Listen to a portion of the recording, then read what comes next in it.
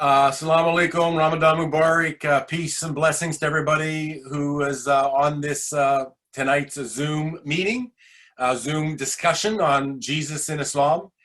Before we begin, I have to tell you that we've been told by Zoom that they are experiencing some bandwidth broadcast. I guess there's a huge usage happening right now. So please do forgive us if the screen freezes from time to time. Hopefully, even if the picture freezes, you'll still be able to hear the answers. There may be some delay. So we're just all going to have to struggle through this together tonight. Hopefully, Zoom will correct the problem before we're finished, but we're going to do our best.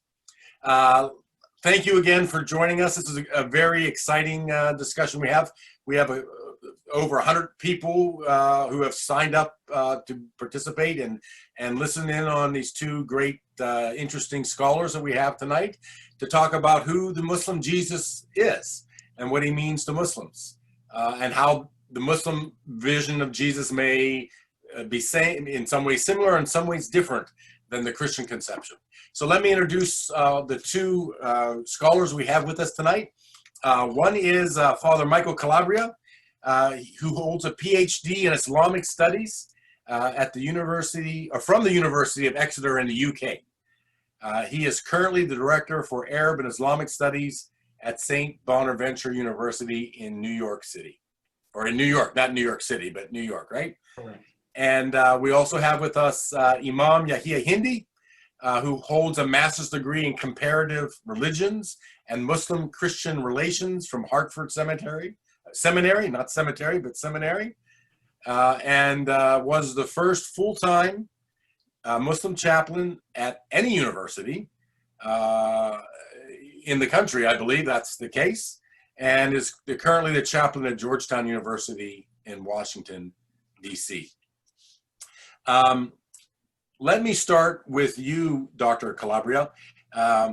You are considered to be one of the most foremost authorities on Islam and Islamic religion within the Franciscan communities. You yourself are a Franciscan, but also in the Catholic community as well.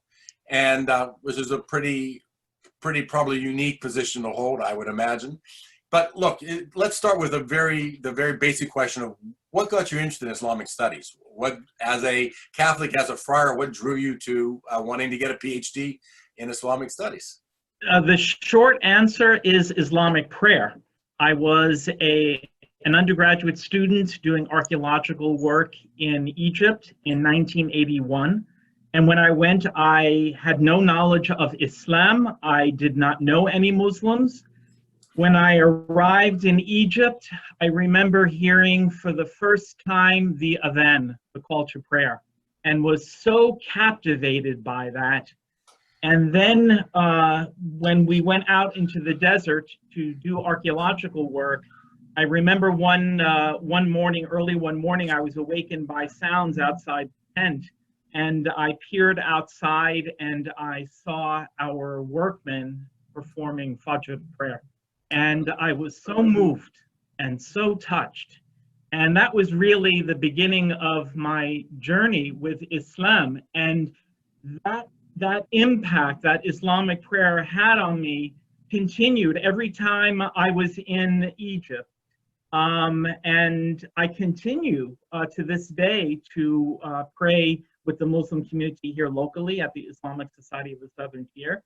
Imam will remember when I was at Georgetown that I used to join the community there for prayer. That's what really touched me, is Islamic prayer and worship. So, and that was really... Yeah, that's interesting. One of the things that people often comment on is the similarity between the Fatiha, which is the first chapter, very short chapter in the Quran, and the Lord's Prayer. The similarities between them are quite striking. Maybe we'll get an opportunity to talk about that later. But before we do, so interesting, you're a Catholic who ended up studying Islamic theology, Islamic history and culture. Imam Hindi, you're a Muslim who has become a chaplain at a Catholic university. What drew you to doing that work in that particular setting? I grew up in Palestine, And in my father's book collection, he had an Arabic version of the Bible. So I grew up a Muslim in a Muslim household, but with access to the Bible. So the Bible is not a book I was not familiar with, even growing up as a Muslim. And for Muslims, the Bible is not the book of the other. You know, to be a Muslim, you are expected to believe that God revealed the good news to Jesus. And the wisdom that Jesus teaches is a part of the Muslim tradition as well. Now, when it comes to Georgetown University, Georgetown is a Catholic Jesuit university. And Jesuit values are universal values. Jesuit values are Islamic values too. Women and men for others. That's very Islamic, very prophetic from Prophet Muhammad, peace be with him. The Quran teaches about women and men for others. Catholic values of self-reflection. That's in Islam too. Prayer in Islam too. Caring for the whole person is in Islam too. And therefore, becoming a part of Georgetown Catholic Jesuit identity was not a strange thing to me. It's very much like I am in a Muslim household. Georgetown is a university that teaches, that empowers people with information, with knowledge. The first verse that was ever revealed in the history of the Quran spoke of reading. Iqra bismi rabbika alladhi khalaq. Read in the name of thy Lord who created. And therefore, here I am practicing my faith in the best possible way at a place that values knowledge, interfaith, and dialogue. And what a great thing to be in the business of forming the minds, hearts, and souls of students who will be leading the future. And that's very fascinating. And by the way, as many of our viewers may know, last night is popularly believed to be the night of power, the night when Iqra, that first revelation, happened, the night of Ramadan. So let's get into our topic. I think people are anxious to hear a lot about who Jesus is to Muslims. You've already begun saying that a little bit, Imam. Why don't you tell the audience who the Muslim Jesus is? Let's just start with, not so much, let's not dig yet into the spiritual context, but what are just sort of the facts? What do Muslims believe factually about who Jesus is? Well, Jesus is referred to in the Quran so many times, by name 25 times, in the third person 48 times, in the first person 35 times. Jesus is referred to more than Prophet Muhammad, peace be with both of them. The Prophet Muhammad is mentioned 4 times. Jesus, imagine how many times, so many times more than the Prophet, peace be with him. There are chapters in the Quran named after things related to Jesus. Ali Imran, chapter 3, the family of Jesus from which Jesus emanates. Al-Ma'idah, the supper, the Last Supper story in Christianity. Mary, chapter 19, Mary is named after Maryam, the mother of Jesus. Jesus is referred to as Wajih, the one of honor, a mathal, an example, a role model, Rasul, messenger, Masih, Messiah, Abd, the one who devotes himself to the worship of the Lord, Nabi, a prophet. Islam speaks of the sinless prophet, messenger, Jesus Christ. And therefore, when we speak of Jesus, we speak of that role model who teaches us about who God is and who God is not. And on the other hand, Islam does not believe in the concept or promote the concept of the crucifixion or the divinity of Jesus. We believe that Jesus is not divine. He is a human being fully, from A to Z, if you will. And however, it is his message that speaks for God, and that Jesus did not die on the cross for our redemption, that every soul is held accountable for what each soul does. So this is where we differ from Christianity, but the end of the story of the Annunciation that you read in the Bible, you read in the Quran. The story of Mary growing up in the temple that you read in the Bible, you read in the Quran as well. But if I were to give you a one sentence, I would say the sinless, perfect role model, prophet, and messenger. You mentioned that Jesus was 100% a man, but of course he had several very unique attributes that most Christians would relate to. For example, correct me if I'm wrong, but he's believed to have been born of Virgin Mary. Indeed, yes. He was a miracle worker. Indeed. Raised people from the dead. Indeed. And brought sight to the blind. And brought sight to the blind, right? And though, and Dr. Calabria, I think you have an interesting comment on this, but though most Muslims would say he wasn't crucified, Muslims do believe he was taken bodily into heaven, as Christians also believe that Jesus was taken bodily into heaven. We do believe that there was a plot to crucify him. However, the night before that plot was supposed to be carried out, Jesus reached out to the Lord and said, Lord, my Lord and the Lord of my people have forsaken me. Do not forsake me, and do not give up on me or give me to the hands of my enemy. We believe that God sent an angel down to earth who took Jesus up to heavens alive, where Jesus has been up in heavens and will come back at the end of time to bring the kingdom of justice and peace to reality. Interesting. So we're going to talk a little bit more about that, but Dr. Calabria, I know your particular expertise is in looking at the history of the intellectual developments and what we might call Christology. Of course, in Christianity, there was a development of who Jesus was. Early Christianity also said he was a man. Then there were versions that said, no, he was entirely God. And then we came to the Nicene Creed, the Apostles' Creed, that states that Jesus was both man and God. But that didn't happen in the beginning. In fact, that didn't come to 400 years later after Jesus' death. So there was a development. Was there a similar development in Islam? Is there variations in how that's looked at?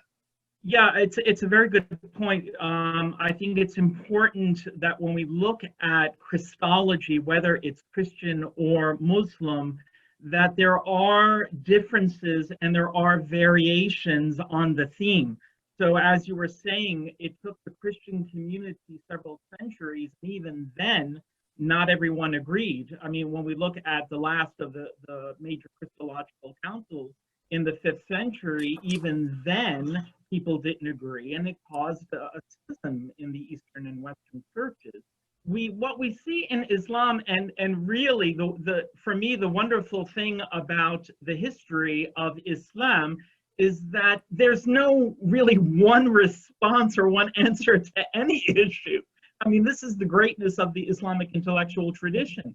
And so we do see Muslim musafirun, the exegetes, the interpreters, express a variety of opinions. And although we can say that perhaps the majority of exegetes over the ages have argued against an actual crucifixion, by no means did or do all Muslims deny a crucifixion. So we have classical exegetes who recognize the complexity of the grammar of the passage, but we also have theological developments among Ismaili Shia Muslims, who to this day uphold the crucifixion. So without getting into a lot of the particulars in the short time we have available to us, I think we have to recognize that both historically and in our own time, that there is a degree of difference among some Muslims and exegetes, even amongst contemporary writers. I think of someone like Mahmoud Ayub, who has written an excellent analysis of Islamic Christology. I think, so the idea really is there is a lot of variation, and we should always keep that in mind. Like I often say when I'm speaking to groups about Islam, intro to Islam, I do make the point always Islam is not a monolithic religion, just like Christianity, where you have Catholics and Orthodox, and you have conservative Baptists, and you have Amish people, and everything in between. There's a great variety that also we find in Islam too. We sometimes forget that. Isn't it the case, Dr. Calabria, that at the time, I mean, sometimes we look at the Quran saying that, first of all, the Quran doesn't specifically or explicitly say that Jesus was not crucified, but the Quran does explicitly say that Jesus was not divine. It does say that. And I dare to disagree. There's a verse in the Quran that says, وَمَا قَتَلُوهُ وَمَا صَلَبُوهُ, that they have neither killed him nor crucified him. For me, that verse is a very clear message that Jesus was not crucified. Actually, the context of the verse is that there was makr, there was a plot to crucify him, but God's plan was much better and more honorable for Jesus Christ. So on the so let me ask you then, on the idea of Jesus not being divine, since that's, you know, we went through virgin birth and we went through all the similarities between Christianity and the Christian conception of Jesus and the Muslim, but the divinity one is probably the biggest theological difference. And sometimes it appears from our modern eyes that, you know, we're looking at Christianity as it exists now in its current conception of Jesus's divinity. But isn't it the case that when Muhammad was living, particularly among the Christians of Arabia at that time, there was still a great deal of debate over whether Jesus was divine or whether he was a man. And in some ways, the Quran was not stating an opinion in opposition to what was then Christian doctrine, but was merely taking a position in that debate that was happening very actively during the time that actually Jesus wasn't divine. You Christians who say that are right. Is that correct to assume that or to see it that way? Yeah, there's a considerable amount of scholarship on this issue, and people ask, when the Quran is talking about Christians, precisely what kinds of Christians are they? Considering the theological milieu, if you will, of the 7th century, and particularly that part of the world. So there's a lot of scholarship around this area. It's perhaps that this was addressing the kinds of Christians that we call the quote-unquote monophysites, for whom Jesus's humanity, that they didn't deny Jesus's humanity, but they felt that if indeed Jesus is going to be that bridge between God and humanity, that only divinity can save humanity. It's a very complex theological issue. I mean, even from the Christian Christological side. But really, one of the interesting I think points to make. You know, we typically you know, the cliche or the stereotype or the idea is when Islam came in to ascension in the Middle East, it was, you know, conversion by the sword, and the expectation is Christians and Jews had a very hard time during the Muslim expansion. But the truth of the matter is, or the fact of the matter is, that most Christians in Arabia welcomed the Muslims because they were being actively persecuted by the main church at that time.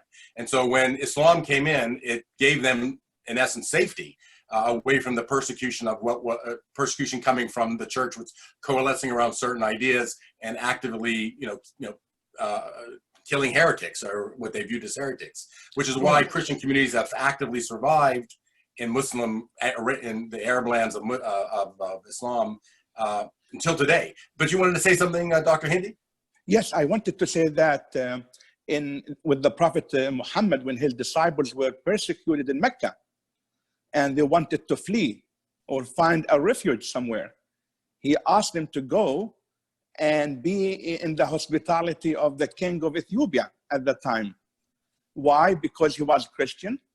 Why? Because he believed in Jesus, he believed in God, and according to the mindset of the prophet, there are common grounds there between the teachings of Christianity and the teachings of Islam. And he believed that the Christian king will understand where Muslims were coming from and what is it that they were preaching. This is why now I say in the 21st century, we need to talk about what we don't agree on. But at the same time, we need to speak about what brings us together. Jesus can unite And we need to focus on how he unites us, not divides us in our theologies. You know, I'm glad you It's a brought up the great- Prophet Muhammad Sorry.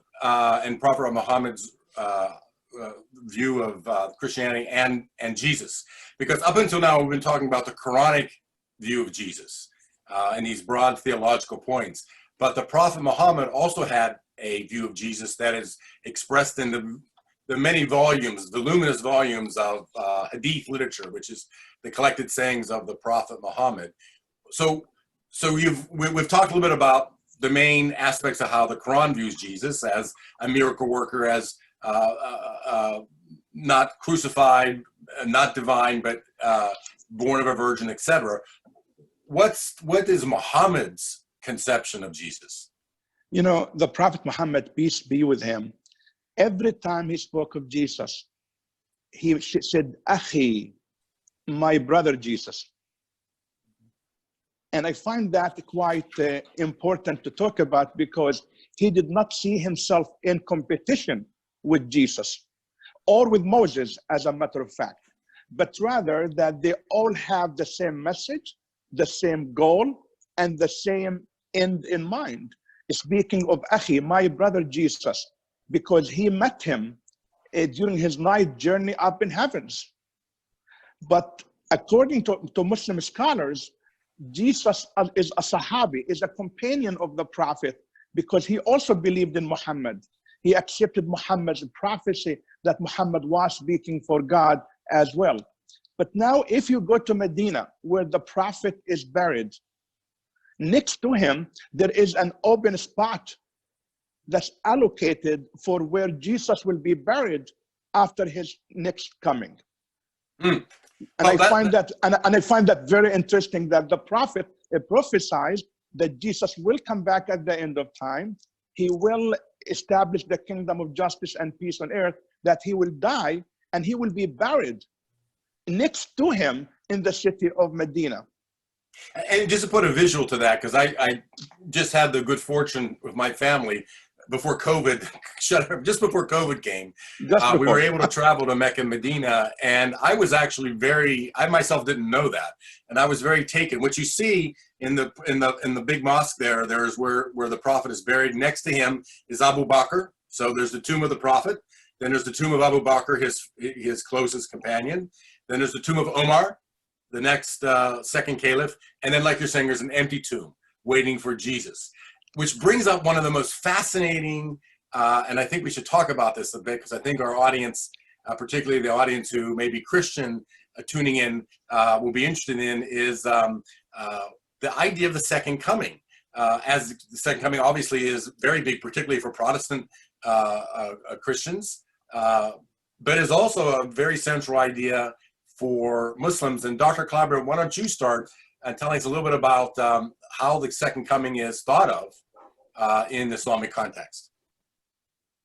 Yeah, I believe that the idea is really drawn from a particular reference in the Quran, from Surah Al-Zukhruf, Surah 43, in which it is said that Jesus will be a sign of the hour, meaning, or understood to mean, referring to the judgment, the hour of judgment.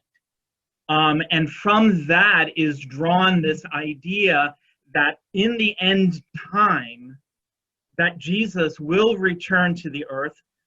Many believe to Damascus, to the Umayyad Mosque. There's a minaret in Damascus called the Jesus Minaret, because it's believed that Jesus will descend from the heavens to that minaret and proceed to Jerusalem for the final judgment. So it's really based on that reference, as well as the tradition that Jesus is believed to signal the end time for both Christians and Muslims. Imam Hendi, can you add to that a little bit? Well, my master's thesis at Hartford Seminary was a translation of a manuscript, was written by Imam Sayuti of the 13th century in Egypt. And it was called Nuzulu Isa ibn Maryam fi akhir al-zaman, the descent of Jesus, son of Mary, at the end of time. in which he speaks about Jesus' return to the Umayyad Mosque, that, by the way, used to be called John the Baptist Church prior to Islam. And it was gifted, the church was gifted to the Muslims when there were no Christians left in the city of Damascus at one point. So it became a mosque where it is believed the head of John the Baptist was buried. And there is the white minaret, it's called, or sometimes the Jesus minaret, where Jesus will come back in glory, the tradition says, at the morning prayer just before the dawn, and that he will pray with everyone at the mosque. Then he will head towards his beloved city, the city of Jerusalem. And as you visit the city of Jerusalem, actually, there is a gate, Damascus gate, that has been closed for hundreds of years, with the hope that Jesus will be the one to open it as he enters the city of Jerusalem, where he will start, if you will, the movement towards the establishment of a kingdom of justice and peace on earth. Then he will live for X number of years or months. We don't know. The tradition is debated whether it's 40 years or 40 days or 40 months. But after that, he will head towards the city of Mecca and the city of Medina, where he will actually be buried, then raised up to heavens. And in the Quran, it says that Jesus' birth was a birth of peace, and that his death will be a death of peace, and his coming back will be a coming back of peace and for peace. So you just mentioned a couple of interesting things. So let's just talk on this topic a little longer, since it's such a fascinating topic and many people are interested in the second coming. So I'm going to rely on your Christian theological training, Dr. Calabria, right now, because I'm a little weak on this myself right now. But my understanding is in the in the Christian conception of Jesus' return, it's associated with Armageddon, associated with a great conflict, and Jesus comes and in essence immediately ends that conflict, and then the world ends, history ends, and the resurrection and judgment and all that occurs then. Where Imam Hendi just laid out an idea where there's a much longer period. Is that well? Let me make sure we got the Christian idea right before I move on to asking a little bit more about how it differs from the Muslim. Is that correct? Actually, did I get that right, or how? Well, I mean, time periods in the divine mind are rather abstract. I don't think we can pinpoint time in the mind of God, Allah. Actually, I mean, the understandings are very similar, because in the Islamic tradition as well as in the Christian tradition, Jesus defeats the Antichrist. We have this idea in Islam, the Dajjal.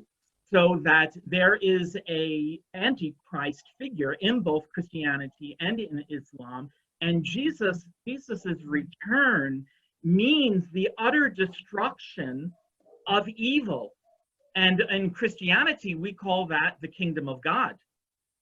And so Jesus's appearance signals the fulfillment of the kingdom of God. And in Islam, you have this similar idea with the destruction of evil and the last judgment, and it is a time of complete and utter peace without any more conflict. So I find it fascinating that despite some of the significant differences in the Muslim versus the Christian conception of Jesus, on this topic, on this point, there is a consensus. Which is kind of amazing to think of in a way. So Imam, when you think of Jesus, the second coming of Jesus, as a Muslim, what does that mean to you personally? Like tell us what it feels like. I mean, I think most of us are thinking of Muslims as focused on the Prophet Muhammad, as, really not maybe even rejecting other prophets, which we know is not true. Though you have a very interesting story about that when you were a boy. I don't know, you've told in the past regarding Moses, but let's not get off topic right now.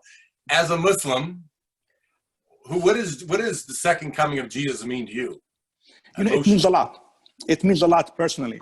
I Actually, if you read in the 14th and 15th century poetry, you find much poetry about Muslims anticipating the coming of Jesus back then. And once I came across a poem, I don't even remember at the moment whose it was, where the poet says, God, make me a button in the garment of Jesus, so when he comes back, he will be able to wear me, and I will be next to his fingers. God, make me the shoes that Jesus will wear, so that I will be carrying him on earth. God, make me the prayer that Jesus will pray.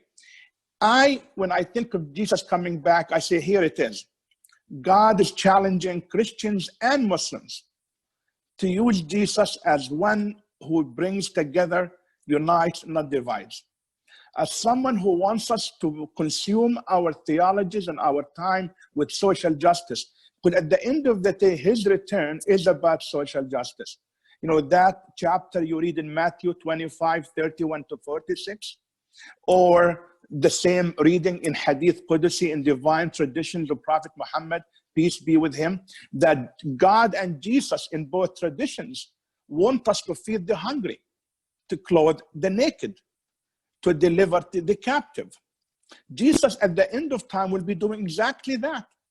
So here is Christians and Muslims challenged by Jesus in both traditions to become a voice for the voiceless, to become a voice of justice, to adopt what I call an agenda of radical passion for compassion, radical passion for justice, not only for one's own fellow religionists, but for all human beings. That's what the return means to me. It's a sign of hope, a sign of positivity, and a sign of human unity, really. Dr. Calabria, so you've dedicated your life to Jesus as a Franciscan friar, and you've studied the Muslim Jesus. Are there any stories of the Muslim Jesus or aspects of the Muslim Jesus that add to your own feelings about the? I have to say that what the Quran says about Jesus, I think, helps to make me a more faithful Christian, because there is so much area of agreement. And as Imam said, we have focused on differences, almost to an absurd degree, where the common things that we hold are far more significant. And I was glad that Imam brought up the incident where the early Muslims fled to Ethiopia. And what convinced the Ethiopian king to give sanctuary to these people was their Christology. And that's the fascinating thing, is that Christology united Christians with early Muslims. Because when asked, well, who do you think Jesus is? The Muslims said, we believe what our prophet told us, that he is God's spirit and God's word that was breathed into the Virgin Mary. Now, if you summarize the Islamic position on Jesus as that, who could argue with that? Hey, could you repeat that again? Because I think that's unique, and I think it would be we should focus on that again, because it's new. Say it again. What's the right? So when the Muslims arrived at the Ethiopian court, they were pursued by their enemies from Mecca, and the Quraysh, the enemies of the Ummah, were trying to convince the Ethiopian king not to give sanctuary to these people. And they attempted to do that by saying they don't believe what you believe about Jesus.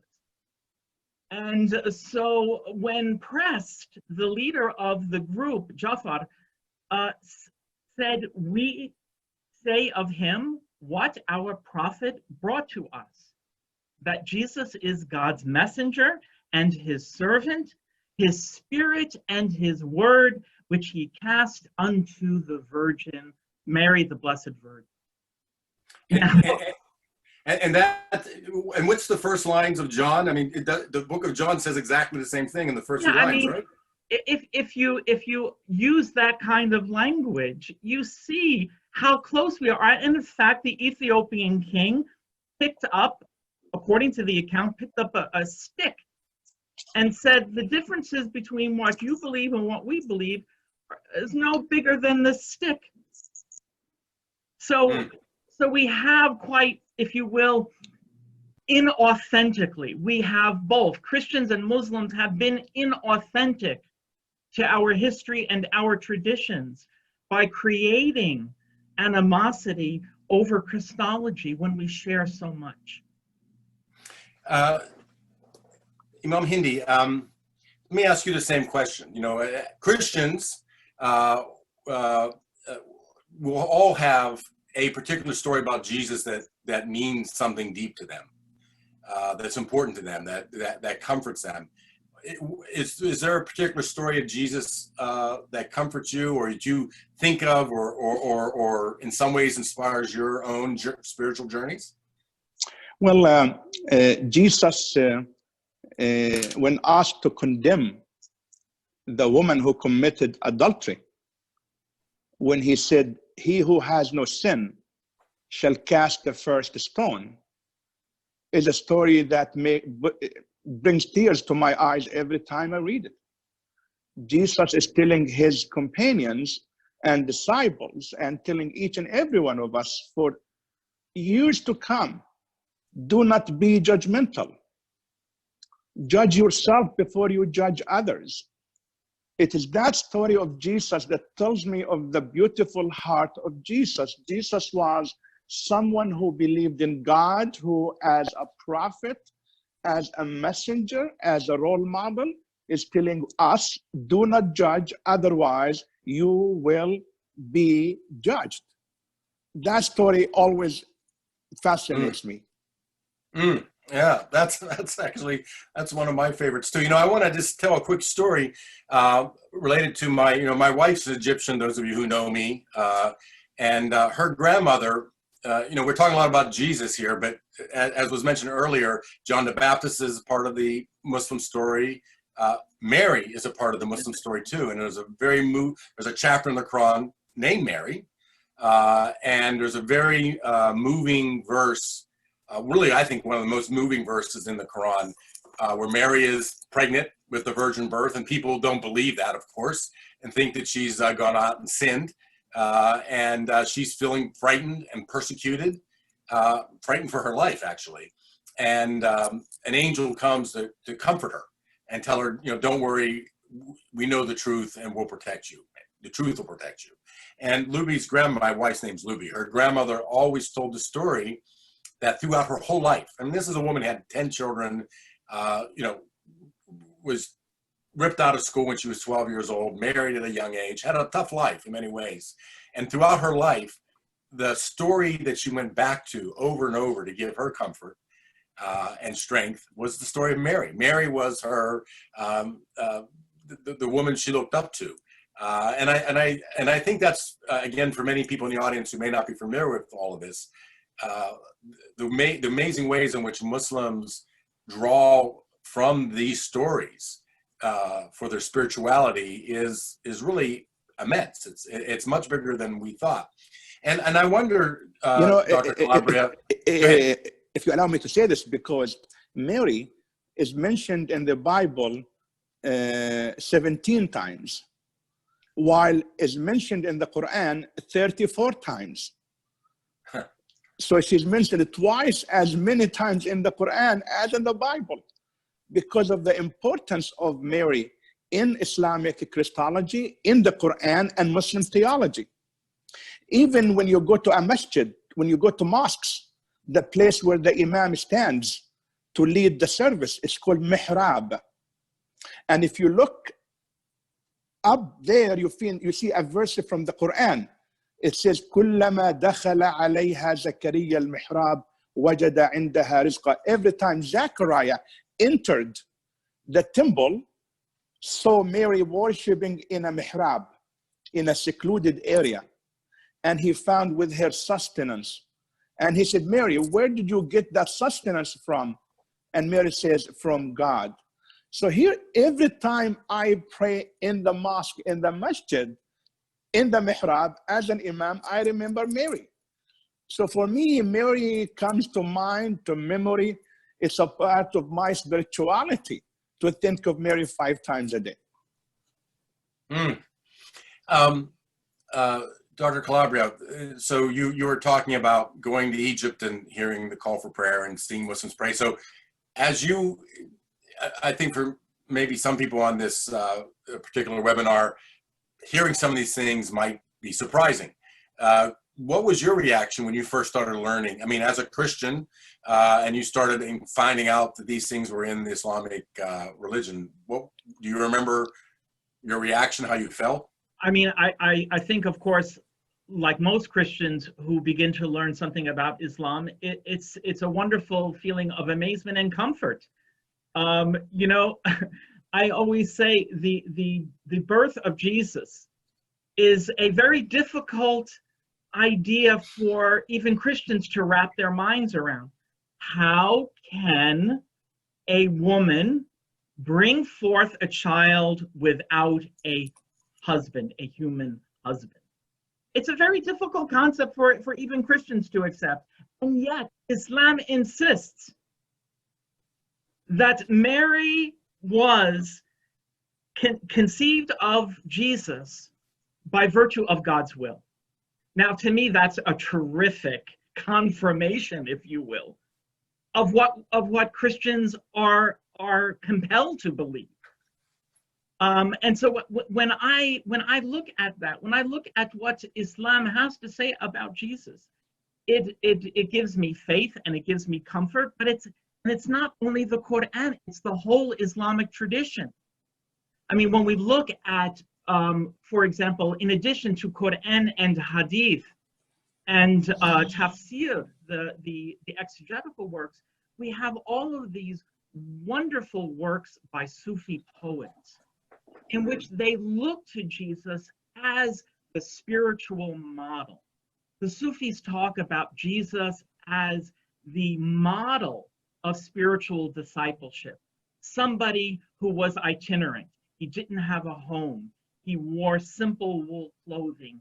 He fasted. He prayed. The great Sufi Sheikh Ibn Arabi says that Jesus descends from God and ascends to God without ever leaving the presence of God. And that is the model for us as humans, that we are supposed to create a life of faith and prayer, so that we always understand that we are in the presence of God at all times and everywhere. You know, a couple other just points of surprising connectivity. Imam, you're gonna have to correct me if I'm wrong on these things. I'm not 100% sure I'm stating the correct ideas. Right. But of course, as we know, Muslims very commonly, when they're talking about the Prophet Muhammad, will add the honorific peace and blessings be upon him. Isn't it true that Jesus and Jesus alone among the other prophets, Muslims also will say peace and blessings be upon him? Is that correct? I did that earlier when I spoke of Jesus. I said, upon him be peace. When I spoke of Muhammad, I said, upon him be peace. When I speak of Moses, I say upon, or even David or Solomon. When I speak of Mary, I say upon her be peace too. You know, I'm going to put you on the spot.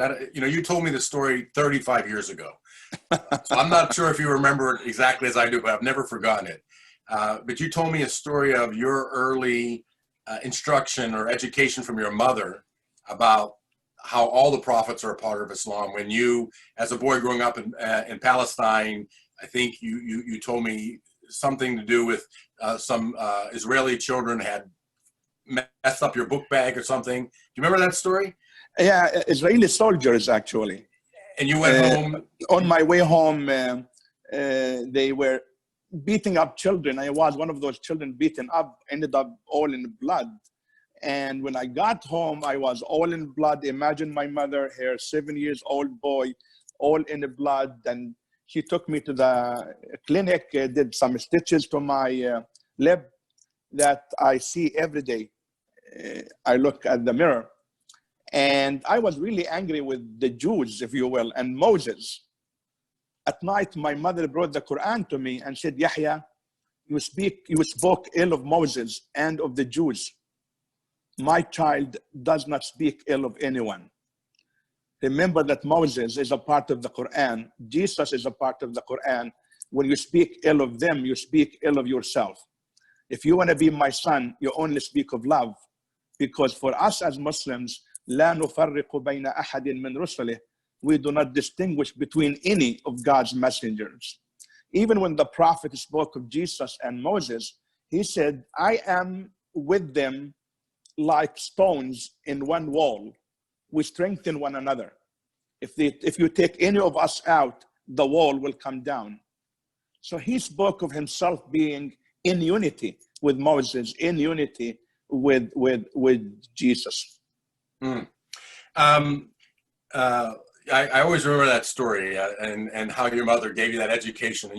And as you just said, you were so mad that you were cursing Moses, thinking by cursing Moses, you were cursing the people would beat you up. And then she gave you that lesson. So thank you for sharing that. And I'm glad you remembered it as I remembered it, because you first told me that many years ago. I think it's another note of interest is the Dome of the Rock, that very icon building that we see in Jerusalem, where Muslims believe that Muhammad ascended to the heavens, where he met Moses and he met Jesus and he met Adam and he met all the prophets in this ascension. But all the Quranic quotes that are carved within that building are all about Jesus. Isn't that correct? They're all the quotes related to Jesus' story in one way or the other. I would say. Is that correct, Dr. Calabria? I would say some are, not all of them. I mean, there are verses that refer to Jesus and refer to the unity of the one God. And some people see it as kind of a bit of a in-your-face kind of statement to the Christians. I don't see it that way. I don't see Islam proclaimed at the Dome of the Rock as meant to antagonize Christianity.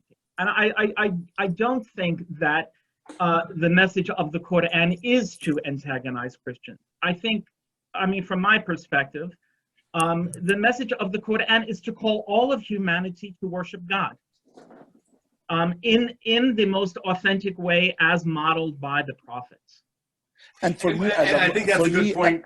Go ahead, Imam. Go ahead. For me as a Muslim, when I speak of Jesus, I do not speak of someone who is alien to me or to my tradition. His story is a part of my scripture. His story and narrative, his example, his teachings are a part of who I am. And therefore, when I speak of those verses that are mentioned in my daily prayers, I speak of someone who is a part of me, authentically Muslim. Interesting. Well, we could talk a lot longer on this subject. We have a little film on a website that we have, the Islamic Spain website, which you can get to through our main website, upf.tv. That has like a 10-minute film that kind of goes and discusses some of these same points. If you're interested in seeing that, before we end, though, you're both first of all, great friends. Dr. Calabria, well, first of all, yeah, Imam Hendi, you were part of our very first project we ever did, the story of the Prophet Muhammad, peace and blessings be upon him, that just has been airing on PBS stations across the country during this month. So our friendship and collaboration goes all the way back to that. And Dr. Calabria, you were a part of our most recent film, The Sultan and the Saint, Emmy-nominated film, which you appear in it, and you're one of the stars of the show. So you're both are fascinating, really interesting people, and I thought maybe you might want to tell the audience, each of you, kind of what you're doing these days. I know you have an interesting book that you're working on, some research, Dr. Calabria. What are you doing right now? Yeah, I just finished a book, hoping it will be out by the end of the year sometime. It is called The Language of the Taj Mahal, Islam, Prayer, and the Religion of Shah Jahan. And what it is a translation and commentary on the verses that are inscribed at the Taj Mahal, Most people go to the Taj Mahal, they have no idea that both the gateway, the mausoleum, and in the mosque, there are significant inscriptions drawn from the Quran. It's the largest inscriptional program of any monument in South Asia. And people have been blown away by the beauty of the architecture of the Taj, but the Taj is making a theological statement or theological statements by the Quranic verses that were selected. So that's what I have been working on for 2 years, and Alhamdulillah, thanks be to God, I just sent it off to the publisher and await the editorial process. Well, maybe we'll bring you back. We're doing a lot of these sessions, and maybe we'll bring you back sooner rather than later to discuss it. That sounds like a fascinating. Inshallah. For me, the month of Ramadan gave me more time to spend with my family, but also to befriend the Quran. So in the last almost 27 days, that's what I have been doing, reading the Quran more intensely, with intimacy, I would dare to say, special kind of relationship. And I started writing what I hope to become a book called My 7 Days Journey with Jesus. And my goal is to be thought-provoking, and with the hope to invite Muslims and Christians to understand Jesus from a different perspective, not only theological, but also moral, where Jesus become relevant to us in the 21st century. And I hope to use the Bible and the Quran and Hadith in that story, like when I come across a story in the Muslim tradition, in Hadith, saying charity is not doing good to him who does good to you, for that is to return good with good. Charity is rather that you do good to him who does you harm. You find that in Hadith literature in Islam. I want to find something that is exact or similar to it in the Bible. And like when you read in the Bible, the Lord has anointed me, I think that's Luke 4:18. The Lord has anointed me to heal the brokenhearted, free the captive, and send at liberty the oppressed. You find something similar in the Quran. And why is it that you don't strive to free those who are weakened and the brokenhearted? So here you have the Quran and the Bible have the same message, calling us to unite on social justice. I hope that will become the Jesus of my book. Wow. We're going to have you back too. Certainly, we've had a very large audience tuning in for this. So it speaks to the interest of this topic, and maybe we will try to do a repeat session or a part 2 of this interesting discussion. Let me just give you some highlights of what's ahead though. Tomorrow at 4:30, we're going to be previewing our new Islamic Spain website. We received funding from the U.S. Institute of Peace several years ago to create this website to go along with that film, and Georgetown University has recently supported its refurbishment. So tomorrow at 4:30, Daniel Tutt, my colleague who runs all our educational programs at Unity Productions Foundation, and Susan Douglas of Georgetown will be walking you through that website and showing you its great features, and including, as I said, the film about Jesus and Islam, and there's many other films, short films on that website. I'm sorry, that's on a different website, not the Spain website. I made a mistake. That's on our Sultan and the Saint website, which you can get through our main upf.tv website. And then next Thursday, not tomorrow, but the next Thursday, Brad Gooch, who's the author of Rumi's Secret, will be on. We're currently, as many of you may know, doing an animated film about a 12-year-old Syrian girl who's fleeing the violence of Syria. She's given a book of Rumi's poetry, Rumi, the great 13th century Sufi poet. And that book becomes a magical gateway where she meets Rumi when he was a boy, also fleeing the violence of his time. And she helps him to write the poem that 800 years later saves her life. So Brad Gooch will be talking about Rumi next Thursday at 5:30. But just go to our website, upf.tv. There's a big banner. You have to do it on computer. It doesn't work on your phone, by the way. But upf.tv, you'll see a big banner that says enrichment, and you can find all the activities we're having, and all the ones we've already done have been recorded. You can watch them. So thank you all very much. I think in the spirit of what we've been talking about tonight, the universal words, the shalom, meaning peace, salam, meaning peace, and every church service I've ever attended always ends with turning to the person next to you, as Muslims do at the end of the prayer, to wish you the peace and blessings of God. And so I'm wishing everyone the peace and blessings of God. May we find in the story of Jesus, despite some of the theological differences, and we're not minimizing those, they are significant, but hopefully today has shown the large number of similarities, the love that Muslims and Christians both feel for Jesus, the inspiration and the comfort that he and stories around him provide several billion people in the world, and hopefully, as I'm sure Jesus wants to be, that he can become a force for uniting the world. Thank you all very much. Have a pleasant evening, and happy iftar to all the Muslims tuning in. Bye-bye.